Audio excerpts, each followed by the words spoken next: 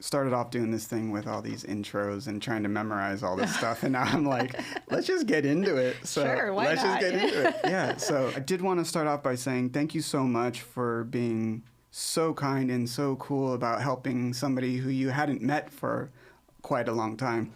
We were introduced to our friend Eddie Perez. Yes. And this is the first year that I've ever attempted to submit anything to the Emmys. Yeah. And so that's such a daunting task if you've never done anything like that. It is hugely daunting, yeah. And so, I'm like, how do I do this? And I had all these questions, and Eddie says, you should talk to my friend Megan. Oh. And so now we're in an email chain together, and then I'm thinking, well, I have all these questions, but I don't want to be that weirdo guy who's like, how do I do this? How do I do that? But you have been so kind, and anytime I'd have a question, whether it was at midnight or 7 a.m. when I'm freaking out going, how do I do this? You were so kind and quick to get back to me. And so in a day and age where there's so much gatekeeping still, I feel, thank you so much for being so cool about just helping somebody that you hadn't met. No, and you know what? Congratulations on becoming a member of the Television Academy. That's such a huge accomplishment. And, honestly, I think, in this day and age, when everything's so difficult, like the best thing we can do is help each other and build a bigger community. So I'm happy to help. When did your love for film begin? Because as creators, you can sit back and say, we could have chosen to be a business person, we could have chosen to be a doctor, we can choose. But for me, at least, I always had this fascination with film, even as a child. Yeah. Did you have something that really started pulling you towards cinema? I think I'm a little unusual in that I sort of fell into it a little bit later in my life, and a little bit later being in my 20s. If you ask my parents, I was supposed to go to medical school. I went to college intending to be a pediatrician. I was studying biology. I took the MCAT. I was ready to go to medical school. But somewhere along the way, in my general requirements when I was an undergrad at UC Riverside, I took a creative writing class. And my professor at that time, she noticed that I was a biology major, and she said, I think you're a really great writer.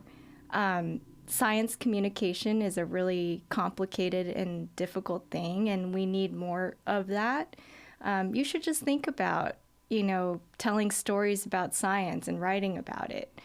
And that she sort of planted that seed for me. And so I picked up a second major as a creative writing person alongside the biology major. And I was down these two paths, feeling kind of lost as an undergrad. And then finally in my last year, I thought, I'm just going to go to journalism, and I'm going to go for it.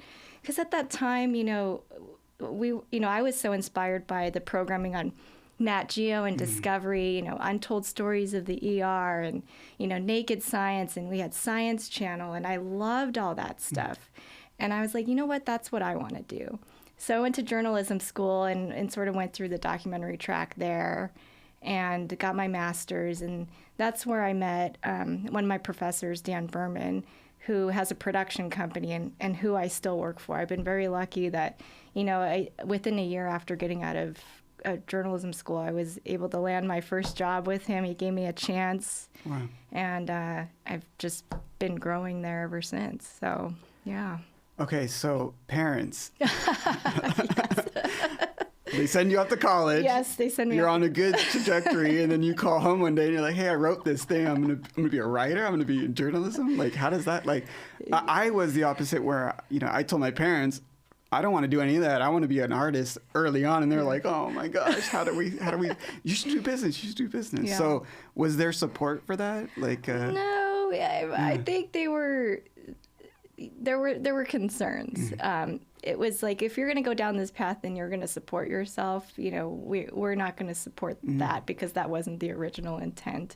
My parents are both immigrants to this country. My dad has this amazing backstory himself.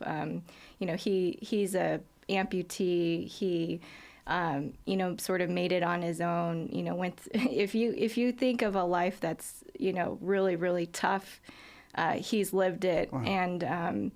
And so, I only mention that because I think, the tie to the writing, that sort of led me to this path of being a documentary producer, I think comes from just observing and sort of living adjacent to the world that maybe my dad was living in, where, you know, I have been, you know, I think back and I was writing my whole life. You know, I used to keep journals and diaries, you know, as far back as I think 5th grade, where I just, you know, chronicle my day. You know, I still have them actually back home. And I think that when I got to college and I realized that writing was something that I've been doing my whole life, it was like, oh, I actually have been kind of creative this whole time. But, you know, I was sort of told that I was going to go be a doctor.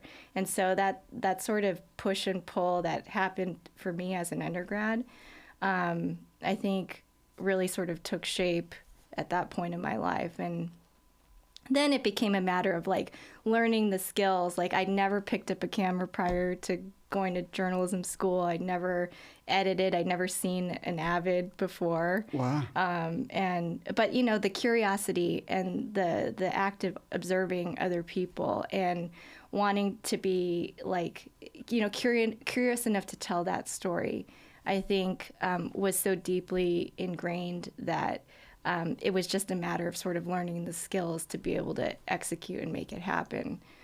Yeah, I think that's kind of my trajectory as well. You know, when you have such an idea of something and you feel so passionate about it, there's very little that can really get in the way of what, even financially, people could say finance might be the thing that gets in the way. But if there's a will, there's a way. I know it's something, but I think that's very admirable to be able to see something, feel something, and then to go for that. Yeah. And especially with the pressures of family, you know, my parents were the same. Like they had never met anybody that was a filmmaker or an artist. And so the idea of how do you make it is very difficult, you know. Yeah. And even now, how many artists can you name off the top of your, you know, my parents would, maybe Steven Spielberg, you know. But to be able to see that track is very difficult. And so to see that, to go for it and to do it, it takes so much, as we all know. Yeah. And then also to go out and learn all these new things. And I'm assuming when you were learning it, YouTube wasn't as developed as it is. Same with me. Yeah. I'm 45 years old. So when I was learning out, I had to go get a book, or or YouTube was very, very rudimentary, like how to export, you know, it was very. So in that time, it was even more difficult to really want to learn something. And taking classes was really expensive. Like if you wanted to take a Premiere or an Avid or Final Cut class, it was like, well, that's outside what I have. I can't do it. So. But even their knowledge was not even that big because it was so new to them. Totally. I took a film class and I knew more than my professor at De Anza, and I'm like, I can't take this. I know more than this person because I've spent so much time. So I think that's very amazing that you had that idea, felt that idea, and went for it. Yeah. Was cinema or film a part of your childhood? Or was it more of the writing that led naturally into the filmmaking? Yeah, I mean, I don't recall ever feeling like a huge pull to cinema. I watched a lot of movies. I mean, I grew up on Disney movies and the fairy tale behind the Disney movies, and used to catch dollar movies, at the theater with my friends like every week. But I never even had the idea that I was going to be a part of that whole sphere. It just felt like, you said, it's just such a big thing. If you're not living in it and you're not around it, how do you even get there? It's such a huge question. You just don't even think about it almost. So I think the writing piece was huge for me. And I do remember, when I was in elementary school, even like sort of creating my own little newspapers and like making up stories about various characters, like either in the video games that I was playing, I'd extract those characters and sort of write little backstories to them. And so I think that piece of it was what sort of led me to the video side of things. Because I figure, if I can write a story and I can learn how to use a camera and learn how to edit, then the two eventually come together and become something cool. 100%. Yeah. And so in this time in which you're starting to develop, was narrative or documentary, that's kind of now you get to this level where you have to kind of make a decision, right? Yeah.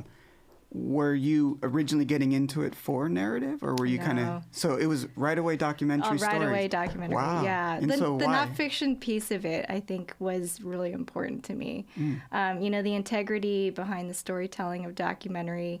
And really, honestly, I just think people are so interesting. Like, you don't even have to make up stories around people. They're just inherently interesting. Like, why does this, one of the shows I did was about the hunt for dark matter. One of the scientists is this really, world-class, top-notch particle physicist. Like, what drives you to become that?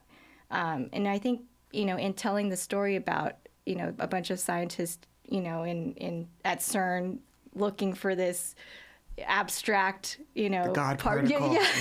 Yeah. For me, I'm like, I can't even begin to think on that scale. But what motivates these people to do that on a day-to-day basis, with such conviction and such drive? I think that for me is where my curiosity lies, is in, what motivates people to do what they do, and to achieve it on such a big scale is so interesting. So I sort of like to peel back those layers and learn about it. And it's funny because now, even with AI now, I want to get to that later, Yeah. but there's been everybody I'm talking to in the industry that's in narratives, like, I think documentary is going to be the way to go now that narrative can be kind of hijacked by AI. Yeah. And so now you're having this rush to documentary, which is funny. When I got into filmmaking, I've always wanted to do film, narrative. Yeah. But when I got here at 2007, in 2008, we had the crash, and then everything went to reality. Yep. So I kind of was in line to do this, and then kind of got funneled. Nope, you're in this line now, and documentary kind of, and so. And documentary wasn't making money at that time. No, at all. Yeah, Yeah, you're absolutely right. Like, Yeah. there had never been, I mean, not never, but it wasn't as big as it is now. Yeah. And so, I reluctantly went in, but I was just so eager to work in the industry, and that I said, I'll take anything I can get. Yeah. And now at, 40, almost 45, I'm like sitting here going, I want to do narrative. So now I'm trying to shift my trajectory into narrative. Yeah. Which is funny because now with AI, everybody's like, no, we're jumping from this boat. And I'm like, how come I'm always late to the party? I don't understand. So is narrative anything you would ever want to get in, or is just for the rest, your documentary? Yeah, I have thought about it, but actually I think with the journalism training, I think I'm pretty stuck in the documentary track. And I think there are so many avenues to pursue and stories to tell within that, especially now, not to get political or anything, but in this day and age where, misinformation is such a big thing. I think I'm sort of doubling down on accuracy and fairness and balance and storytelling, and wanting to make sure that what's out there is true, and that people can make their own decisions about what's going on in the world. So I'm pretty committed to the documentary thing, and will continue to be, I think. Yeah, and so in your space currently, from my understanding, you're a big part of the development side, yes. Correct? Is that? Yeah. So when I was looking at your IMDb, I was seeing that, I was like, I'm always curious, and I was like, oh, you direct, oh, you did coloring, oh, you did this. And so I'm like, oh, you are like me, you're like a Swiss Army knife, Yeah. You're doing all these things as well. So, Yeah. But now you're in the development side, correct? Yes, yeah. And so what does, I guess, the broad spectrum of what is development look like? Yeah, I think, for us, as you mentioned, in the documentary space, it really is so much about just doing everything. We fight hard for our budgets, and sometimes we just can't get the help that we need. And so we pick up these skills along the way. Becoming a colorist was certainly one of those skills for me. I tap into my community and network of people, and I'm like, hey, I need to learn this skill. Can you give me some pointers? Can you help me with? But yeah, it's great when, we have all sorts of ideas about the stories we want to tell, right? But, it doesn't help when you don't have money to finance those projects. Very true. And so picking up the development piece for me, I work for a small production company. I've been there my whole career. Getting out there, learning how to, formulate pitch decks, and, creating sizzle reels, and then, the art of pitching to a network directly, all of those skills are things that I've sort of learned. My boss is fantastic at that. I think is so key to the creative process. And I don't think people really realize how integral the development piece is. You know, we sort of get pushed into our own lane sometimes. If you're, you know, working in a big company, for example, you know, if you're a producer, you're a producer, and that's the only, you know, lane that you get to learn and be a part of. And not for us. For us, it's like everybody, all hands on deck all the time. But I think it has been really invaluable to learn that skill set because, you know, now when everybody's sort of fighting for funding, you know, Corporation for Public Broadcasting got defunded last year, and public media is sort of fighting for its life right now. And, you know, in contraction with all of the networks and streamers sort of, you know, collapsing, we have to get creative about where we're, you know, finding financing for our projects. And so I think like being able to sort of pivot within that space helps you hone your storytelling in a way, in a different way, to hopefully get to that place where you can actually execute and produce the show. Right. Yeah. And so if I wanted to, in a large portion of this podcast, I also want to have resources for people who are in our positions who maybe don't know where to go. Yeah. So could you walk me through, and I don't want to get too in the nitty gritty of it, but if I have an idea for a documentary and I want to get it made, can you walk us through the starting it, pitching it, sitting in front of a network, and then making it? Can you kind of give me a... So what does it look like? You have an idea. So start me off here. Yeah, I mean, I don't think it's as complicated as you think it is. Like, you're probably already doing the work as it is. You know, you have the seed of an idea. You start doing some research about it. Like, who are your characters? And, you know, characters are everything in this world. You know, you sort of reach out, gain access, and characters are both, like, crucial. Like for our company, you know, we've sort of specialized in gaining access to really difficult things. I think that's sort of where our niche lies. And I think networks are really interested in things that, you know, other people don't have access to. So that is like a key piece of the strategy. But, you know, once you lock in the characters and the access, then it's sort of framing out like, oh, is it going to be a feature, or is it going to be a series, or is it a limited series? Is it a long-running series? Is there a format? And sort of figuring out what it might look like. And then you go down the path of creating a deck to sort of outline the vision, because I think networks really want to know that as a creative storyteller, you have a vision for this thing.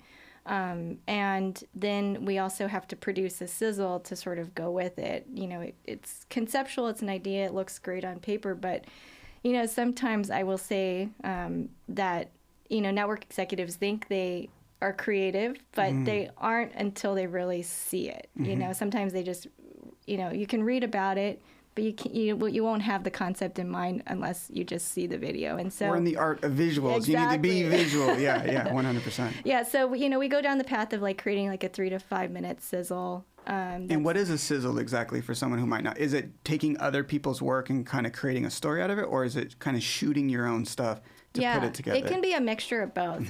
You know, like if it involves an international location, for example, you might not have the resources to go do that. So, yeah, then you scour the internet for pieces of video that you might be able to integrate that sort of help you like articulate your vision. It's like, okay, I'm going to use that type of, you know, photography in this show that I'm trying to sell you. So I'm going to show you this piece. It looks beautiful. It's gorgeous. And I think, you know, it's a mixture of that, or, you know, usually we like to do at least a preliminary interview with our main characters to really show them off. You know, this is the character that we're trying to sell to you. This is, you know, you can hear them, see them. They come across well. They're dynamic and funny and interesting. You know, these are the things that we want to make sure you can see. And then the visuals, you know, we try to shoot like a sequence with the main character. But if we can't, you know, if it's like a format, for example, sometimes you just have to pull from other resources on the internet just to get it all together.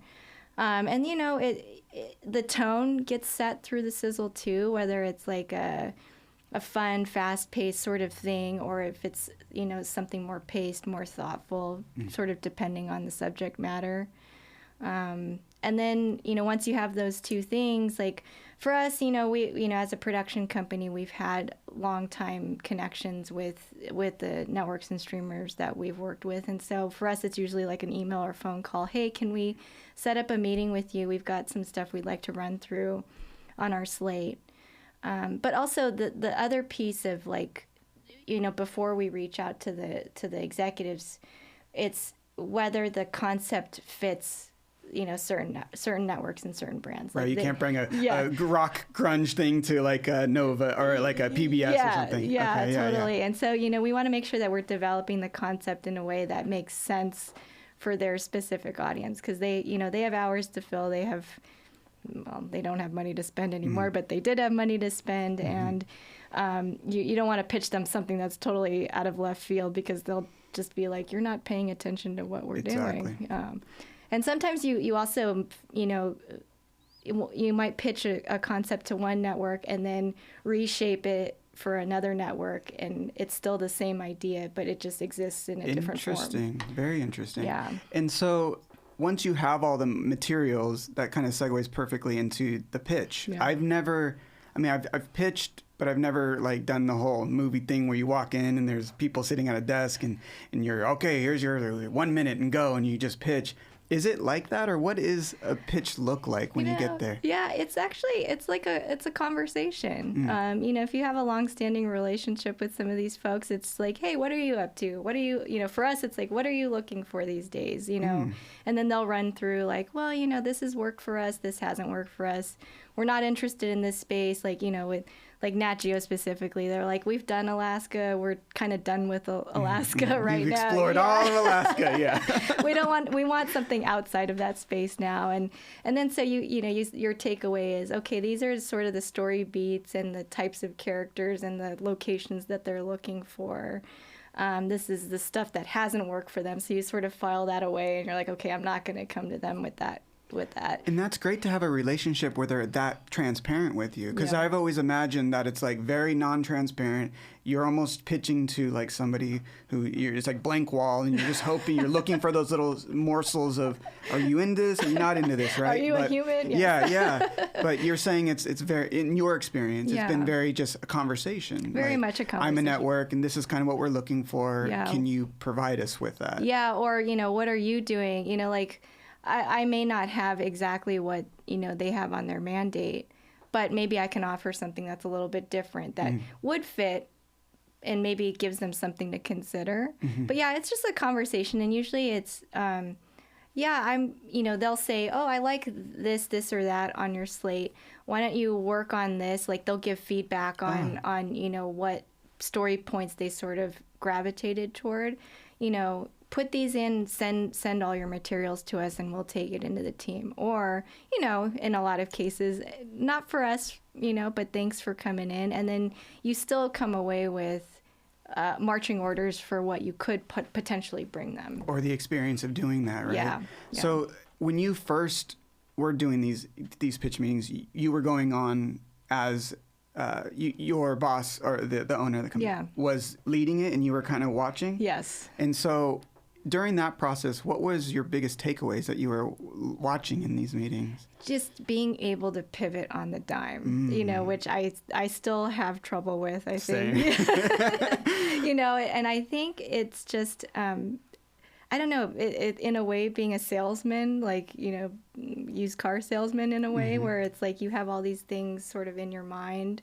You might pitch it one way, but then if you're hearing something different from the executive, the ability to just pivot and say, but we can do this, and sort of fill that gap. I don't think I personally can pivot that quickly, but my boss has an amazing knack for doing it. It's really an art. The pitching is just such an art. It really is. Itself, yeah. And so now, are you doing them by yourself, or are you still doing it as a team? We mostly do it as a team. Because my question was when you had to do it on your own for the first time, what was that like? Oh my God! It was a little nerve-wracking. Yeah, right. And I always feel like, and I go into everything sort of in this. I want everything to be perfect, and I want to prepare as much as possible, and that's sort of, in a way, I think, in the art of pitching, is a little bit of a hindrance. I was going to say, absolutely, because I invest so much time and energy on this idea that if it's off that idea, I'm like, oh, geez, I haven't even prepared for that, right? And so, like, I try to, these days, I try to be a little bit more casual about it, and it sort of goes back to, people now have, say, live in the moment. I'm trying to do more of that. And I think that can be so helpful in this process because, you have to trust also that you've done the work to prepare, you've done the research in this subject area or, in this space that you're interested in telling the stories about that, you can, and if there's something you're hearing that you haven't exactly prepared for, the fact that you're a producer by trade, you're like, I can go make it happen if I need to, and sort of trusting that, your body of work and your experience can sort of lend itself to that gap. I love that. Yeah. And so you, in our scenario here, you have been given the green light by a network. Yeah. What are the next steps in development? So the next steps is really it really centers around coming to a consensus on what the show looks like. You've got a set of characters that they probably like and have bought into, and then it's really nailing down the objective of the storytelling. What is this? Is it, if it's a science story, are we telling a story about a specific discovery? Are we telling a story about a finding? And then, what are the pieces along the way that are going to help support that storytelling?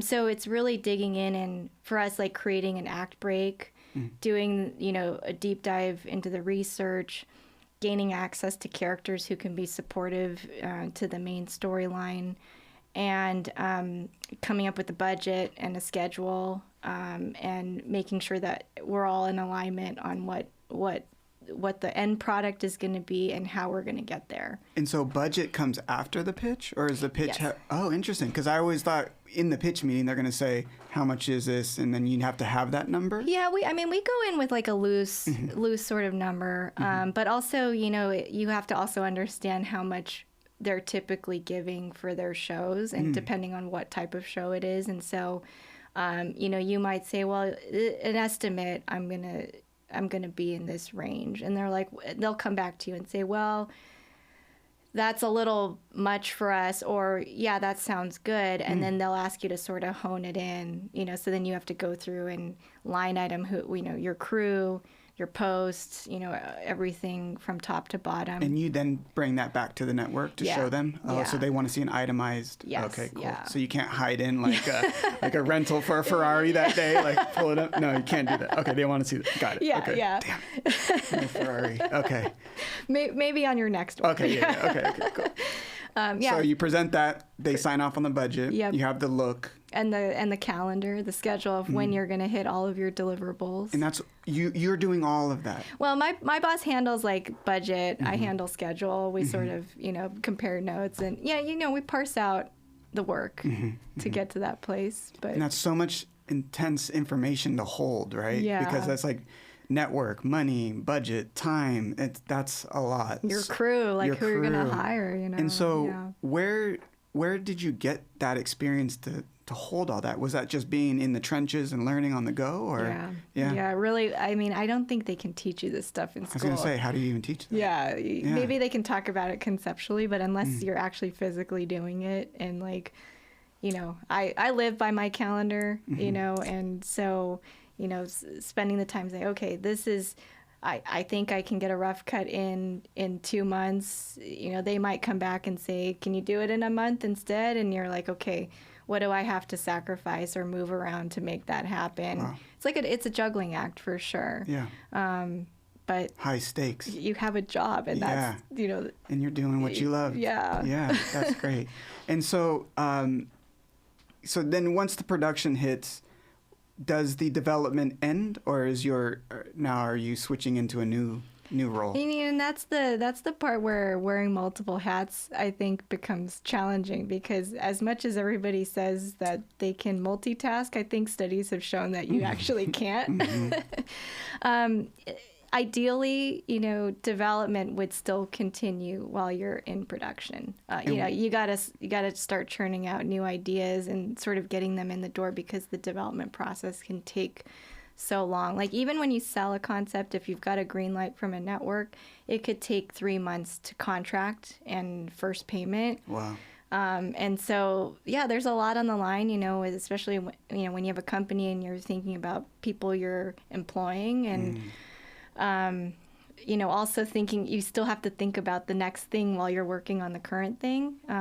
Which is so hard for me to do, because I'm juggling a short film right now, and then I just started shooting the next episode of Origins.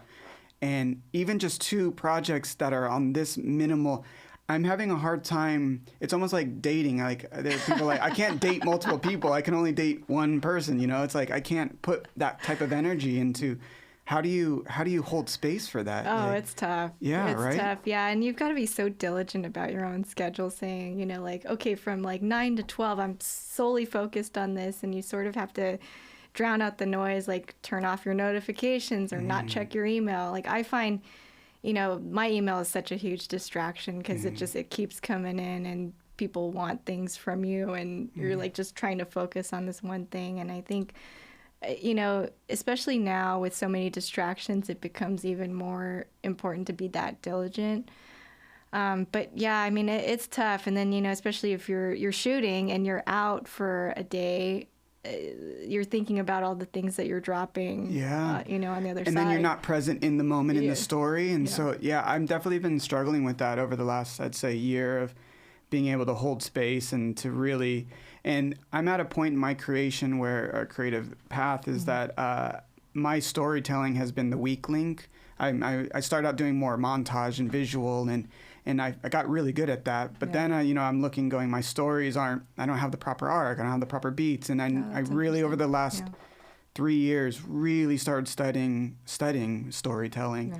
And as you know, writing and storytelling, it's what linchpin that holds everything. Totally. And if that's not secure, everything else kind of is just glazed over. So holding space for the story, then the visual, then the marketing, and it's so hard. And I'm just really trying to figure out, how do I ask for help? And I think as a creator, as even a person, I struggle with asking for help. Oh, yeah. I hate burdening people with things, because I'm the type that just says, fuck it, I'll do it myself. Yeah, exactly. And then people are like, no, let me help you. And then once you start getting the help, then it's worrying about, okay, are people going to help the way I need it to be done, right? So that's the producer in you talking. It is hard, because like, nobody can do it like I can do it. And then it's like, no, there are people. You need to trust and work and develop, and then you need to work on being able to communicate. So now I'm like, I'm never at a place where I could just sit back and relax and create. It's like I'm constantly in fight or flight mode. So. Yeah, and admittedly, like, I think having to wear so many hats does sort of take you out of the creative process, and it's hard to really get back in that space. And I think if you're also doing documentary storytelling, sometimes you need time for that story to sort of unfold and reveal itself to you. It's not like you can stage it or storyboard it. It just sort of happens because you're having the right conversations with the right people. Good point. And you're interviewing the right people. And sometimes even with all the prep in the world, they say something in the interview that sort of pivots the whole intent of the story. And you have to think about that and reflect on it and figure out what you're going to do with that information. And so I think that's sort of what makes documentary really unique in this creative space. And then if you don't have the time for it to develop properly, because you're doing all of these other things, it's really tough. It really is, yeah. And you're right about that, because there's so many times, I'd say 99% of the times that I've gone into shooting a documentary of my own, I go in with this idea, we do the pre-interview, I have it, this is art, I got this guy, and then day 2, it completely shifts. Totally, and then you're like, okay, we're in this lane. And then day 10, it's like, wait, we're now switching to this lane. Oh my gosh, there's so many. Yeah. And then a lot of these, being able to sit back and think about what the new story is, doesn't happen on the spot. Yeah. It could take up to a week sometimes for me just to sit back and marinate on all this new information. And then I have to go study a little bit more to understand. And then it's so... yeah, you're right. Documentaries is being baptized in fire. Yes. It is so It is very difficult. Yeah. And one thing when I was kind of looking into different interviews you've done before that I really admired about you is that you're so being genuine, staying factual, being honest to the story. And when I came up I started in the MMA world, in boxing world, and a lot of these guys don't have that media training or that story. And so there was a lot of me having to curate a little bit more than I want to. And I kind of got in the habit of, okay, for time, I only have an hour to sit down with this person. I have to get these stories and go. Yeah. But it's also documentary. I have to admit that I had to curate a lot more than I wanted to. Yeah. And so in my current state of documentary filmmaking, I'm now learning how to be more honest and less curating, which is hard because, you have to just let it kind of go, right? Yeah. You're kind of writing it as opposed to guiding it, right? Yeah. How do you manage staying true to the story? Well, I think it sort of lies in what you just said, in that, you do have to curate a little bit because people will just talk about anything and go off on tangents, and you're like, well, we have a finite amount of time, and I do want to make sure that I get what I need to tell my story, while also leaving room for other possibilities.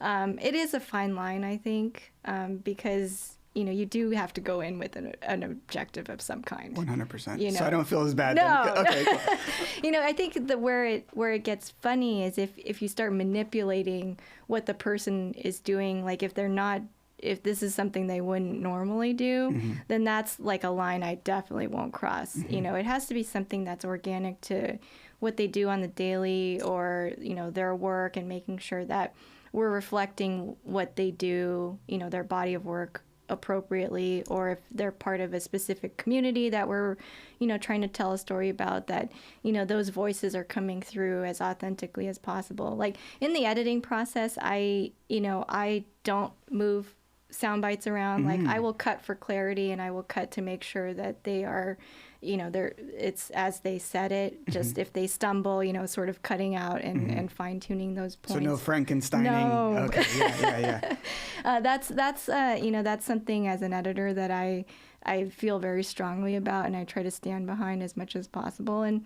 look, if we have to interview again to make sure we get the questions answered, sometimes that's what we have to do, and that's okay. Yeah, it's funny because I'll be watching, or my wife will be watching, like, I don't know, Love Island or something, or some of these shows. That's a big show. And I could literally watch it as an editor and go, oh my God, that's just Frankenstein. They totally took this from this, and they're moving. Like, you can see, hear it. Yeah, you can absolutely hear it. Yeah. And then, so I think that was also me overly curating in my early documentary days, and now trying to sit back and let it. Now, let me ask you this then. If somebody says something long-winded, and it's not, that this scene is only a minute long, you can't have a 2-minute long. How do you curate somebody to smash it into one without overly holding their hand? Does that make sense? Yeah, I think in the interview process, you can sort of gauge if this answer is sort of going long-winded or it's going in the wrong direction. Sometimes we'll re-ask a question and, just specifically focus to try to get them to hone in. Oh, like, I hear, this is what you said. Could you, like, say that a bit more succinctly, or, sort of take a piece of it, take a piece of what they said, and then ask them to sort of focus on that.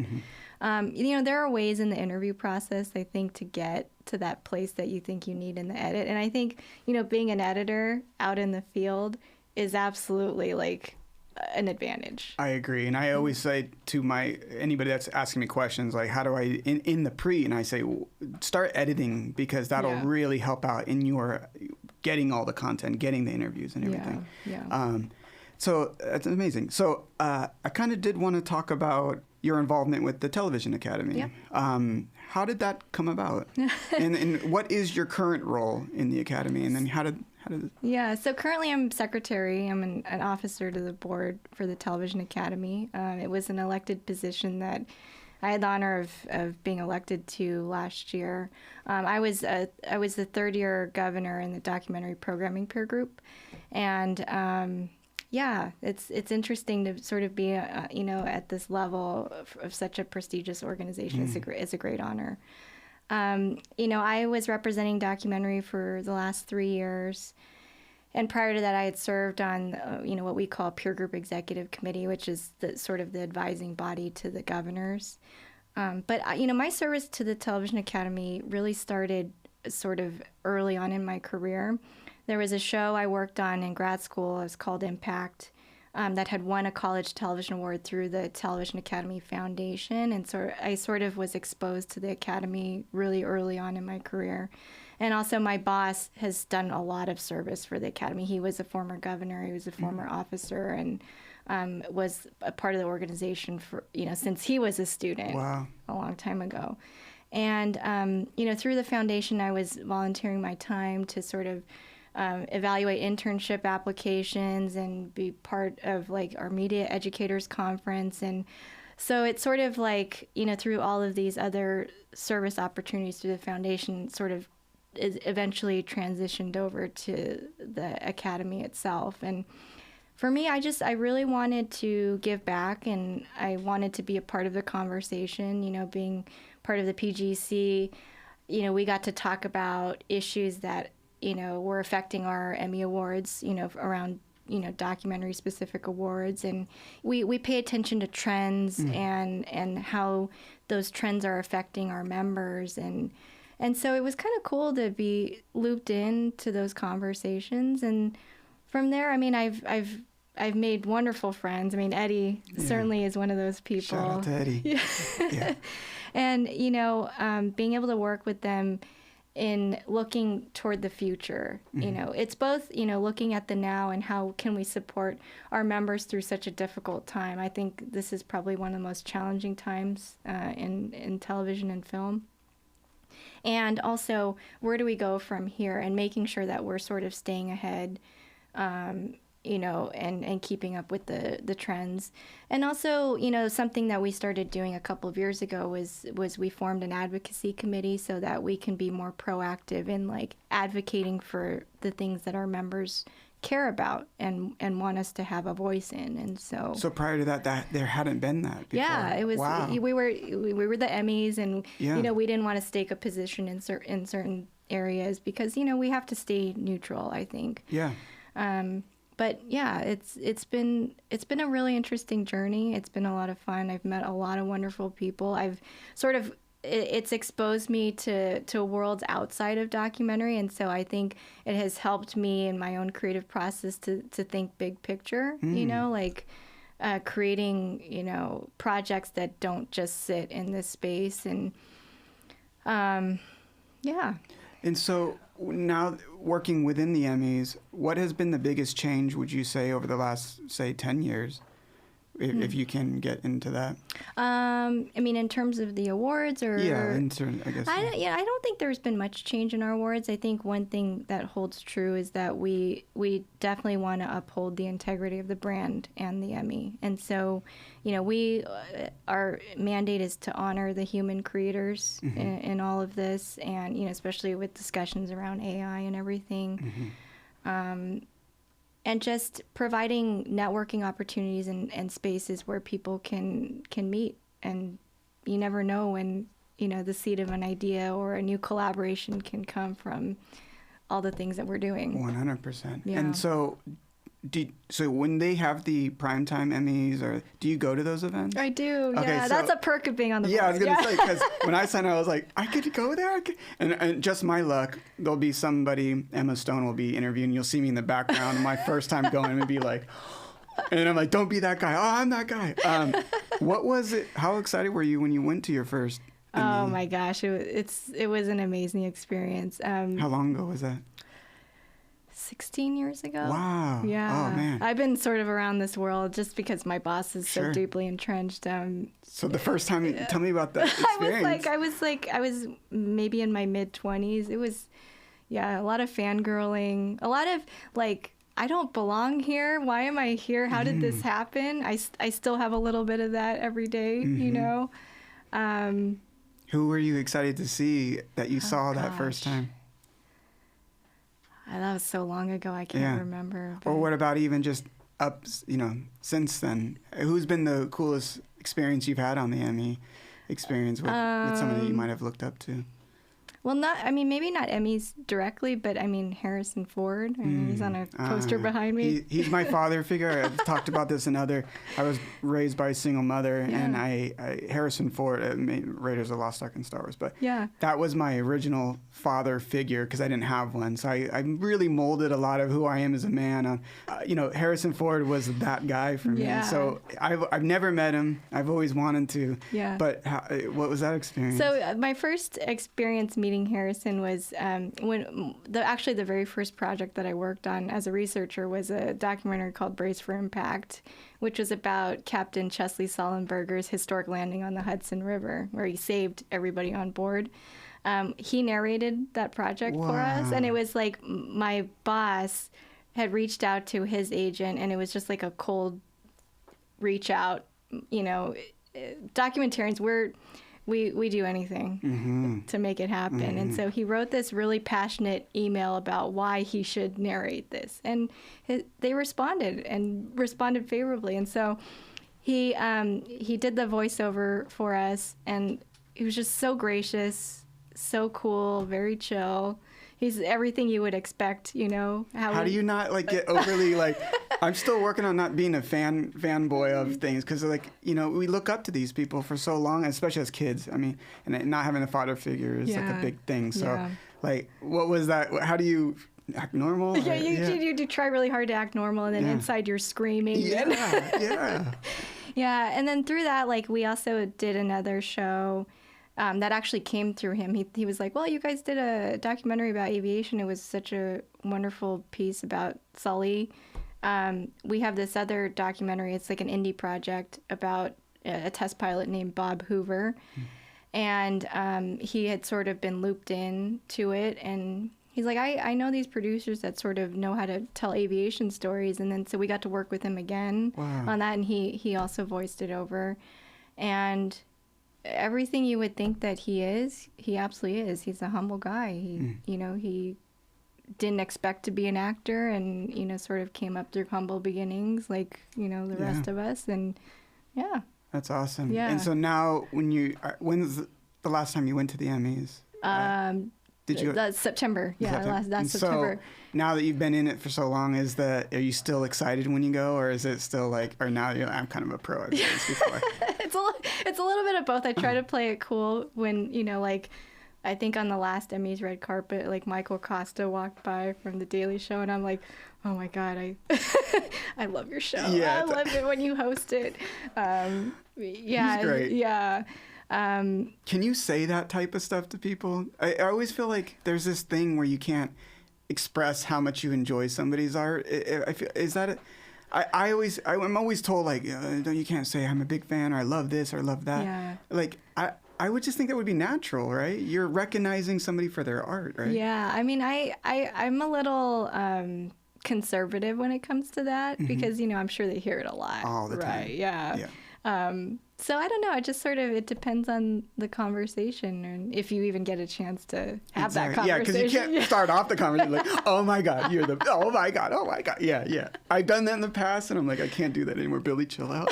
Just be excited that you're in this person's presence. Yeah, it's really tricky, especially because, this is what I live for, what we live for. And it's like, when you look up to somebody's body of work, I guess what gets me excited about when I'm meeting celebrity type people in these spaces is their work.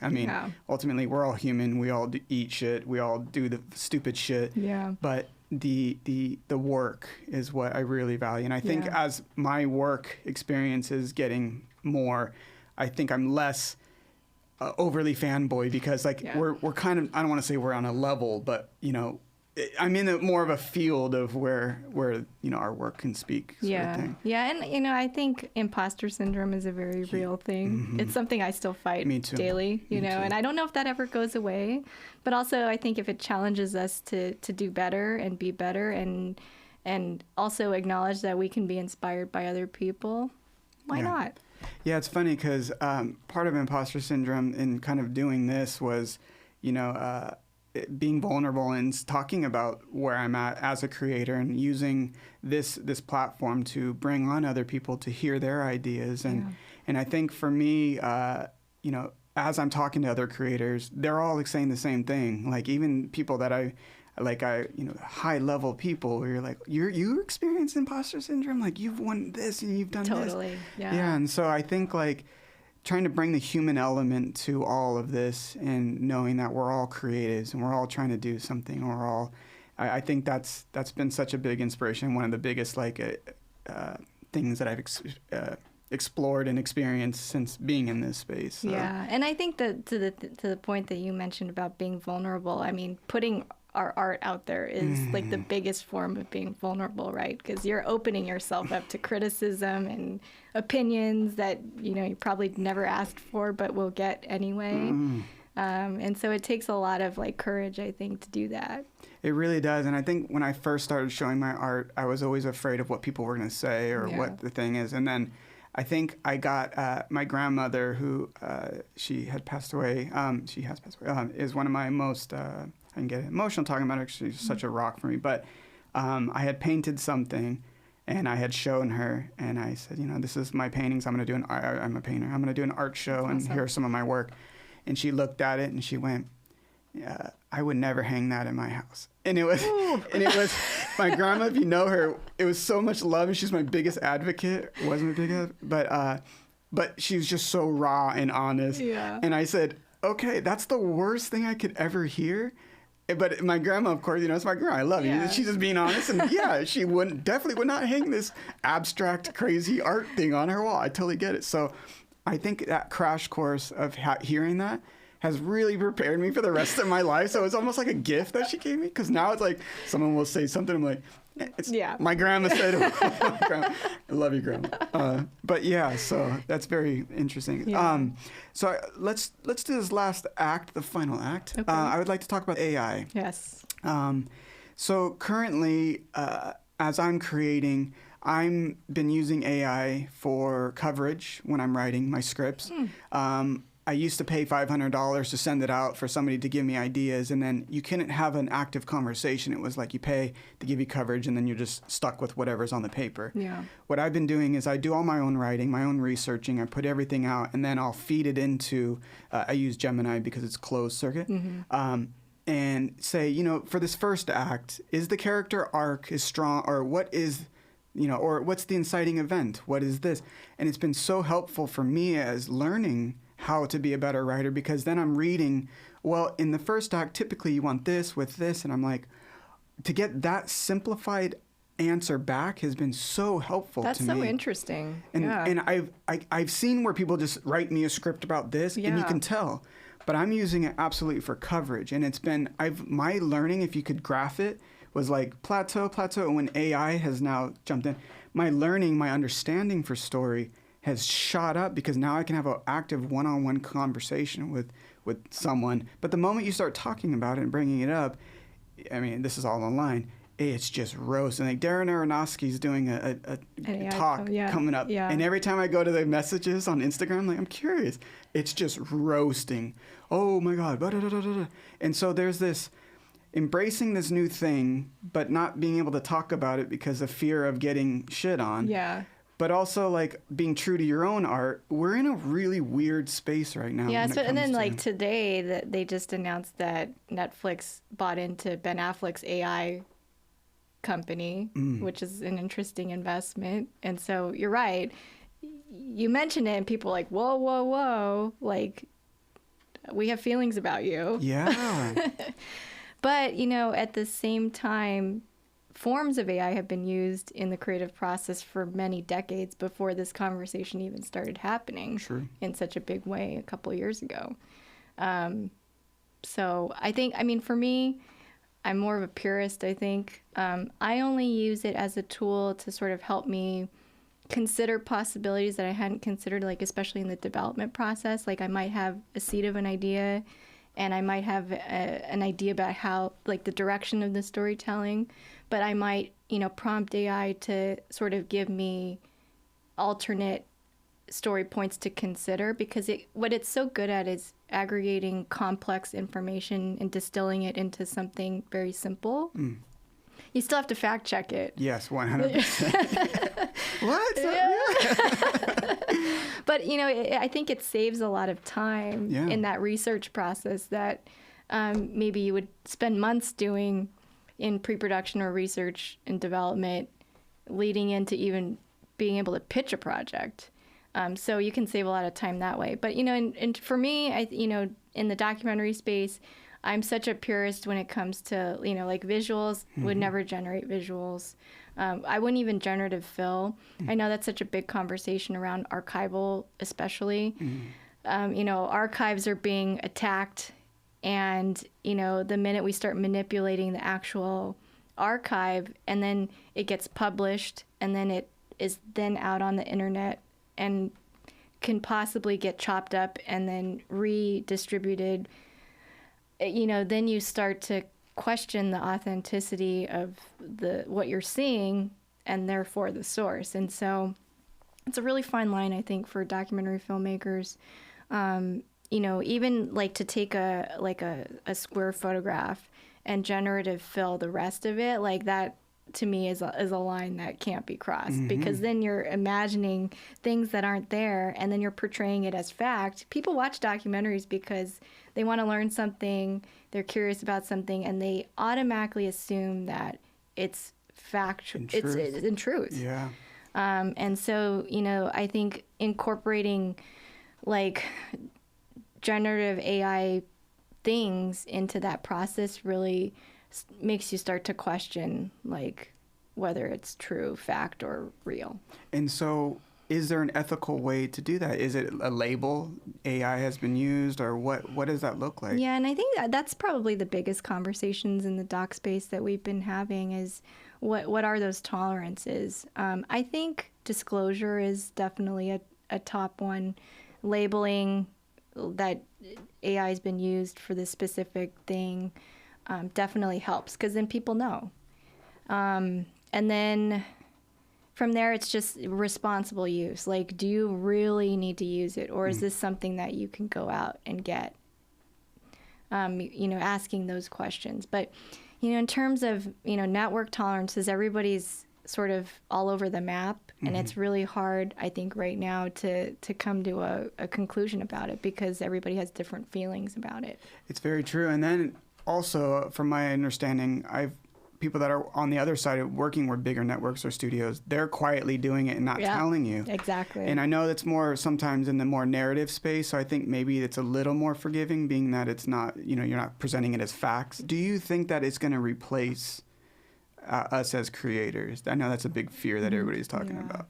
I don't. I think being able to think creatively and curiously about the world will never go away, and that's not something that a machine can do for us. And thinking outside the box and feeling emotions and empathy and relating to people, and those are the things you don't get from technology, and that feedback from the organic conversations that you have with other people. I don't think those things can be replaced, and I see storytelling as an extension of that. What gets replaced probably are like the entry-level jobs, and maybe the entry-level jobs into the industry change as a result of AI. Maybe it makes us more efficient.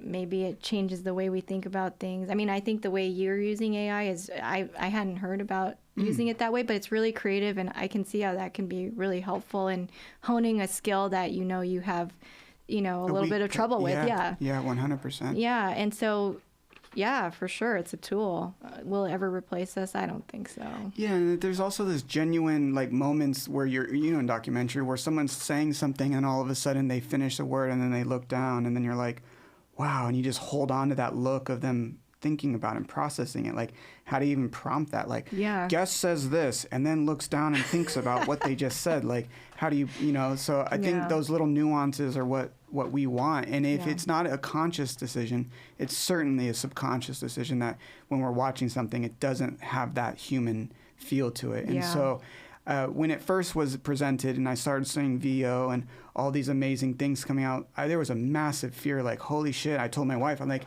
I think I'm done filmmaking. There's no way this is going to replace us all. We're done. Yeah. But I'm not in the commercial space. I could see how commercials could be easily, here's a product, make it cool and make some splashes. Coca-Cola did the whole AI commercial. Exactly. Yeah. So that I'm not in that space. So it would have been cool to do commercials, but maybe the commercials now turn into branding type things. Yeah. So I can do that. Yeah. You know, and then trying to, I think, toe the line of, you know, being ethical with it. Mm-hmm. You know, I have learned so much from it, and while I can sit here and talk shit about it, it has very much helped improve my workflow, especially being that I wear so many hats. Yes, absolutely. And so I think you know, I'm trying to go into it not vilifying it so quickly, and just kind of sitting back and seeing how it goes, but.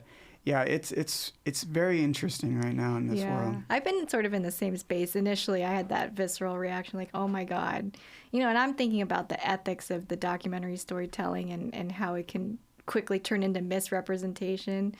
And then I've sort of pulled back on that, you know, as you gain a deeper understanding of it as a tool, like specifically as a tool, you're like, well, okay, it can be really helpful at certain points in the process. Mm-hmm. You know, I have colleagues who have integrated it into their reality editing process, where, you know, you can catalog the hundreds of hours of, you know, footage and sort of pull out, you know, identify emotional story points, or, you know, who does what, and you can use AI to very quickly filter that information. But, you know, reality is also a different ballgame, because you're already manipulating the situations, and sort of there's a contrived premise and you're already operating under that. So it, you know, it probably works for that space. True. But yeah, it's been sort of like I'm okay with it, I think. No, I'm not okay with it. And it kind of goes back and forth. And I think, you know, as it continues to develop, you know, we're just going to keep learning about it and having different feelings about it. Yeah, because when it first, I mean, even now, like when we went to the Emmy, to the Television Academy event that we went to, you know, having conversations, in one group of conversation I'm having, I was, you know, like, yeah, advocate, it's cool, this is how I use it. And then I'd go to another group of people and they would be like, absolutely. I'm like, no. And then I'm like, gosh, I'm sounding so like wishy-washy, but it really is a wishy-washy topic right now, because for people that are standing firm on it, it kind of scares me with something that's so new to be so firm about something. But so I kind of go into it just hearing different points and trying to gather my own. And you can relate to each of those points. 100%. You're like, as a performer, yes, I'm worried that they're going to take my likeness and use it and they won't need me ever again. Or as a writer, like, oh, you know, we can use it to enhance our scripts, but do we really want to? Right. And then, I mean, I can see how going from one conversation to the next, it really depends on what part of the craft that, you know, they sit in. And I had said the whole using it for coverage to a gentleman who, it was a gentleman and a gal, and instantly they were writers, they were WGA. Instantly we're like, and then he hit me up. He's like, you could just always hit me up and then I can walk through. And I'm like, I don't have money. In the speed in which I'm working right now has really helped me, because like my pitch decks I used to take 2 weeks to do, I can do now in 2 days. My, you know, writing even the copy to get stuff just moving. I'm moving so much faster now, and I'm able to put out more ideas, and so I'm seeing a benefit from it. Obviously, you can't just, and I think that's one. I'm so hands-on anyways. The idea of having something do it for me it doesn't sit right with me either way. So it's like I'm such a perfectionist, and so I want my hands on everything. So, but they were not happy with it, and that conversation was like quickly turned to like, oh, well, tell me how to do that, you know? But again, it's also people's time. Like, I don't have time to sit and talk and ask these rudimentary questions to a writer who's got these amazing IMDb credits to say, you know, what is the inciting event here? And they're going to be like, bro, like, I can't move faster, you know? And so, and then oftentimes when I'm talking to somebody who's that experienced, they, instead of just walking me and showing me how to do it. They're trying to walk me through the process of learning it, but I don't learn that way. I need repetition. I need to think about it. I need to try do it multiple times and have questions, and people just don't have time for that unless you're paying them. And I don't have money. So it's in a perfect world, I'd be, Christopher Nolan level, mass amount of money, hire all the amazing people, develop everything, that would be where I'm trying to get to. But in order to get there, I need to kind of play with the dark side, I suppose, is what it is. So, yeah. I think, along the way, you just figure out what your own tolerance is and your, how you feel about it ethically, and you just do the best you can. 100%. That's all you can do. So, do you have anything that that you're working on that you want to talk about, or anything that you want to pitch, or anything that you're... Well, lately my work has been centered around environmental storytelling. We just wrapped up a series for PBS SoCal called Earth Focus, and it was 8 episodes split over 2 seasons that really look at how we interact in an urban environment with nature. And it explored some of the episodes explored like oil fields within LA, fast fashion, the impact of fashion on the environment, which is a huge thing. We looked at the power grid and how wildfires have become such a huge risk. And I had been doing some climate storytelling prior to that. We had pitched a big series that looked at global climate change. But as we know, that subject has been under attack with the pullback of the Environmental Protection Agency, and so. I still remain very committed to that level of science storytelling. Whether someone's going to pay for it these days is yet to be, seen. But that's something that I'm really passionate about. I think it's really important to have context for this stuff and to make sure that our future generations, know about where we've come from and where things are going to go, good, bad, or indifferent. And so, the stories I'm taking on, I hope can have a bigger impact and can teach somebody something that maybe they didn't know about before. And also for me to learn about all this stuff too. I think one of the biggest joys about being a documentary producer is like you get to step into these worlds for just a brief moment and, learn about it and then, go on to the next thing and sort of satisfy your own inherent curiosities about all kinds of subjects and people and stories. And so that's sort of what I'm on now. The second part of that season, the 4 episodes airs, I think, March or April. And where can people find that? On PBS. On PBS, yeah. Cool. I'm excited. Yeah. And then, just out there pitching stuff. Nothing I can, disclose publicly, but, it's just the impact storytelling, I think, is what really drives me these days. And sort of giving voice to, communities that haven't had voice before, and making sure that it's the right people within those communities being a part of the storytelling process, I think is really important. And looking for a way to give these people a platform to continue to fight whatever it is that they're fighting. They're very admirable, and especially now because it's so easy. It's so easy to make money and time and subscribers and counts by doing the cheap type stuff that's based off of hate and based off of division. It's very easy to go that route, but to take this route is oftentimes very hard to get money. It's hard to get everything going. So the fact that you're in that fight, I very much respect that. Thank you. Reading Rainbow is one of the biggest things that I've ever. I still can quote episodes and I'm getting the chills right now talking about it. It's an amazing show. It's so cool. Yeah. Look at this.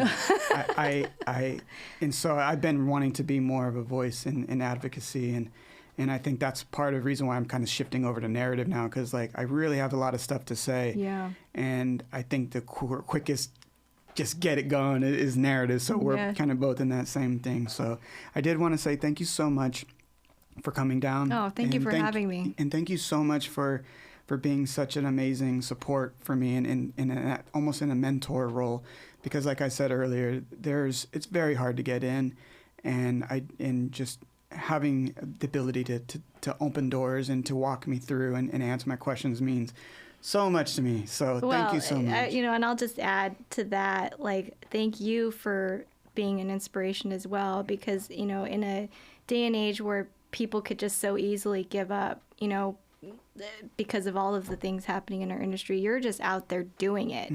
And you're learning what you need to learn to make it happen. And I think that initiative is incredibly admirable. So the admiration goes both ways. You're about to make me cry. Okay, that's the way we're going to end it. I'm going to cut. Also, thank you very much. I appreciate everything and look forward to doing more work in the future. Let's do it. All right. Awesome. Thank you. Thanks.